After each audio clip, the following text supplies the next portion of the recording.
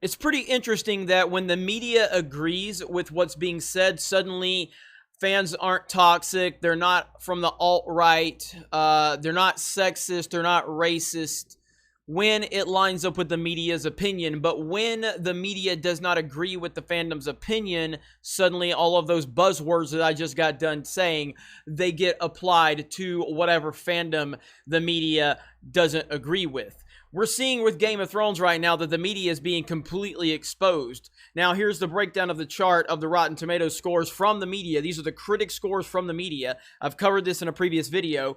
92% first episode, 88% second episode. The one that started to break the fandom, 75% also broke the critics. And then obviously the last two episodes are rotten and the trend continues to go downward. So why, with all of the fan backlash that's going on with Game of Thrones season 8, why is it like, oh, Game of Thrones fans, but then I search like toxic fans and I don't see any headlines of the toxic fandom of Game of Thrones. Yet you search Star Wars toxic fans and it's all about all the male toxicity and all of this other crap. Why are some Star Wars fans so toxic? Star Wars and the battle of the ever more toxic fan culture. Has the Star Wars fandom always been this toxic?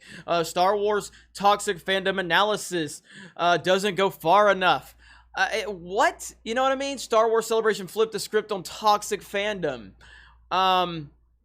Yet, I'm not saying that the articles aren't there. I'm just telling you that they're not prominent enough to show up in the searches. Where is the toxic fans of Game of Thrones, and why are fans that are upset about Game of Thrones not being labeled toxic like Star Wars fans? What is the definition of toxic? All this does is it shows the hypocrisy in the mainstream media. It shows the hypocrisy in the NPCs and the SJWs. They always apply these buzzwords to anybody that they disagree with. But the moment that they line up with those opinions, oh, you're not toxic anymore. The hate for Game of Thrones Season 8, at this point, in my opinion, as someone that's followed both situations closely, the hate for Season 8 Game of Thrones is bigger than The Last Jedi. It really is. Like, this is unbelievable. So what? There's no toxicity here? Is that what you're trying to say? People that use that word every day to describe every single person that has an opinion they don't agree with. Where is the toxicity now in the Game of Thrones fandom? I continue to see headlines about the petition being signed. Oh, Game of Thrones fan makes a petition to remake season 8. But when it was Star Wars fans, it was toxic male alt-right Nazi fans are unhappy with The Last Jedi because it was meant to discredit every single person that criticized The Last Jedi. And I'm trying to understand, how do they think that people don't see right through their nonsense? All that has been proven with the Game of Thrones fallout, all that's been proven is that everybody that complained about The Last Jedi has been vindicated and justified. The fact that we're not toxic, we're not alt-right, we're just fans that are holding people accountable for the bad decisions within our media. Because the same fans that were upset with the treatment of Luke Skywalker and pushing identity politics into Star Wars, the same fans that were accused of being intimidated because they can't deal with a strong woman in their media, are the same fans that are sitting here being frustrated with the treatment of Daenerys Targaryen in Game of Thrones. Not because she can't turn bad, because she wasn't respected enough. You didn't build up her character enough. And all it is doing is showing that the fans that you called racist, sexist, and toxic are nothing of the sort. And now the media is too stupid to understand it. Because so many of these feminists, so many of these SJWs are upset too, because they took a woman and they turned her mean. And they're missing the entire point. This isn't about a woman being turned mean.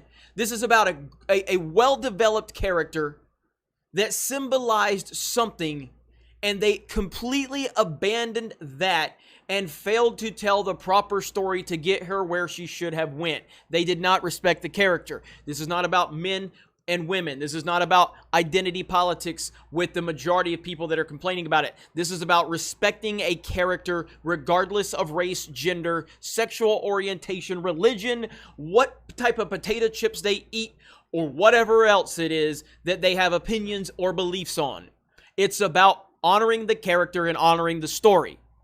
But because of the feminists out there are crying along with us for a different reason, the media cannot sit there and label everyone toxic that's complaining about it. And it's so funny because it just continues to show that these idiots in the media are completely clueless. So if anything good has come from this Game of Thrones fallout, it is not the show. It's nothing to do with the characters, but what it has done, it has completely flipped the script on the media, and now the same people that they called intimidated by women and sexist and racist are now upset at what has happened with prominent female characters within Game of Thrones and how those female characters were not respected and developed. And now the media has nothing. They've completely exposed themselves once again, like they do every day. This is why mainstream media is dying. This is why independent media is on the rise, because so many people are tired of those talking points. So we will continue to expose them as they expose themselves. It is hilarious. This is absolutely perfect in every way. I will wait for the toxic fandom labels and headlines and all of that. This is hilarious. I don't see any toxic headlines. Yeah, you can pick that there's a toxic word here. That's a toxic attitude. I don't even think that's in reference to the toxic reaction amongst Star Wars fans. They're still talking about Star Wars fans right now. Like, what? No headlines on that. But you search toxic Star Wars fans and you got a headline and a toxicity and all of this other stuff. So again, if the media agrees with you, then they will not label you toxic, only if you disagree with their narrative.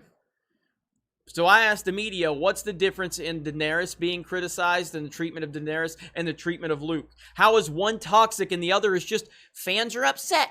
Fans are upset with the treatment of Daenerys Targaryen in Game of Thrones. Versus when it was Luke, it was toxic, alt-right, racist man babies are upset with the treatment of Luke Skywalker. Literally the same exact crowd is unhappy about the treatment of both.